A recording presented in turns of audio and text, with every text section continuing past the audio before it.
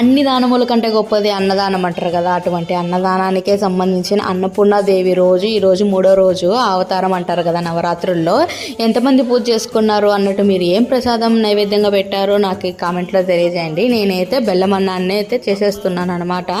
అసలు టైమే కుదరడం లేదు. ఎందుకు చెప్తావులే టైం గురించి, ఆల్రెడీ నిన్న మాట్లాడుకున్నాం కదా. సరే దాని గురించి వదిలేసి, ఇక్కడ పూలు ముందు రోజు దేవుని పటాలకు పెట్టింటాం కదా, అదే నేను మరుసటి రోజు మార్చాలి కదా, అవే పూలు పెట్టి పూజ చేయకూడదు కాబట్టి వాటిని నీళ్ళు వేసి ఇట్లా గడప కాడ పెట్టుకుంటా. అట్లా పెట్టుకుంటే మంచిదే, ఏం కాదో పడేకోకుండా ఇలా ఉపయోగపడుతుంది అనమాట. ఇంకా ప్రసాదాన్ని అయితే ప్రిపేర్ చేసేసి పూజ అయితే ప్రశాంతంగా పూర్తి చేసుకునేసాను. ఓం శ్రీమాత్రే నమః.